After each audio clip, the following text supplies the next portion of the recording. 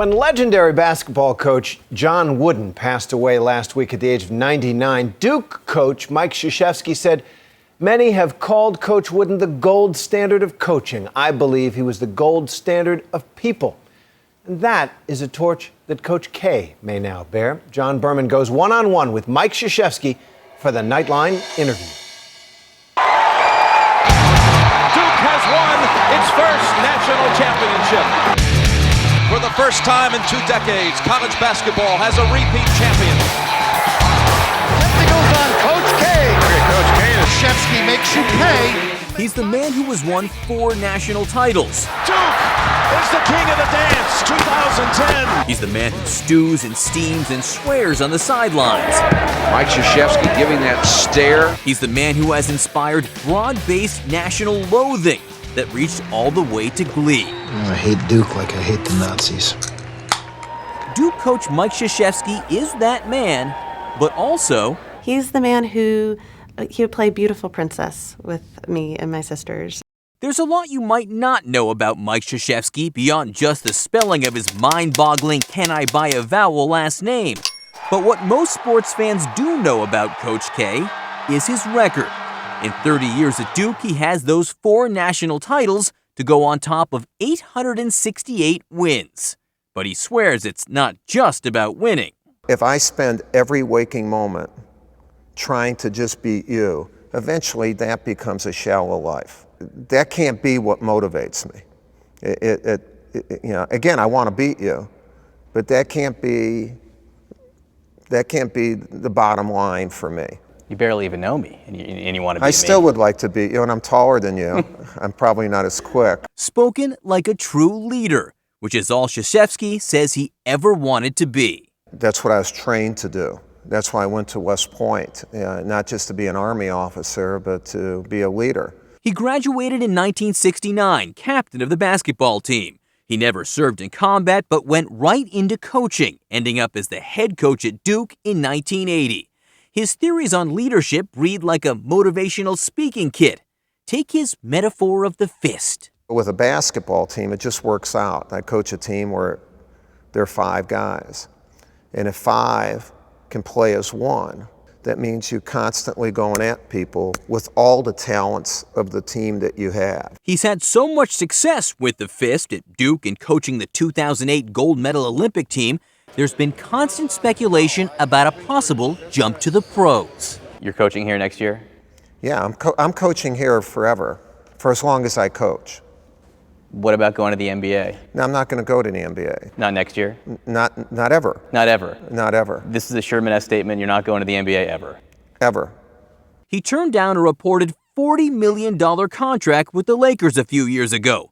A lot of money for a kid who grew up in Chicago, the child of Polish immigrants. My mom ended up being the greatest person in my life. And even when I became this coach, my mother was at my side here, and she's at my side here. The coach helped fund the Emily Krzyzewski Family Center in Durham, North Carolina, to pass on the values his mother gave him. I've learned that you don't do it alone. I've learned that you need to trust somebody when you have tough decisions or when you're in difficult situations, that you don't know it all.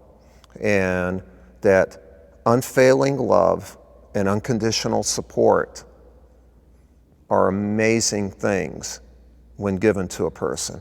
And that's what I've tried to do as a parent and a grandparent and a coach, to try to incorporate what my mom, who never went to high school, and my dad, who only went to 2 years of high school, they knew it better than I did.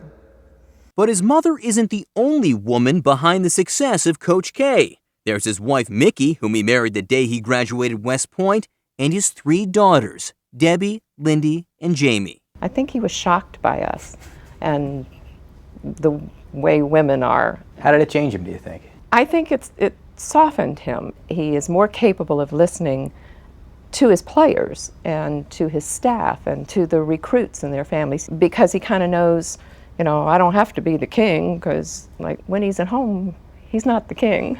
I didn't know growing up how great it would be to have your best friends be your daughters. And there's a relationship that a father and daughter have that I didn't know anything about. But I've learned it. The K house was always about the K kids, not about the coach. You hear of mom and pop grocery stores or mom and pop diners, and this is like a mom and pop college basketball program. He always made it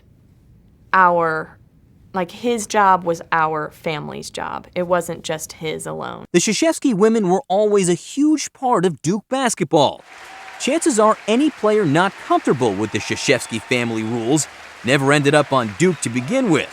Our family meets every recruit before he commits to coming to Duke. Is that so you guys can make decisions on him, or is that so, to sell him on the school?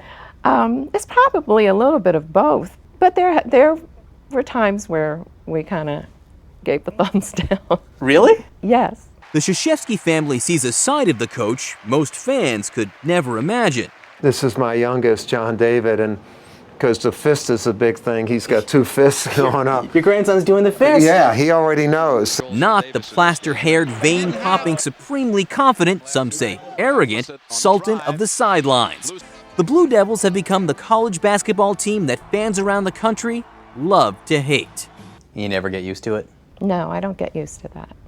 Mickey and the girls don't see what upsets people so much about the men's basketball coach who has a Dreamgirls CD in his office. You know the songs from Dreamgirls? Yeah. And yes, Coach K loves karaoke. He's got some good moves. Usually it's Motown.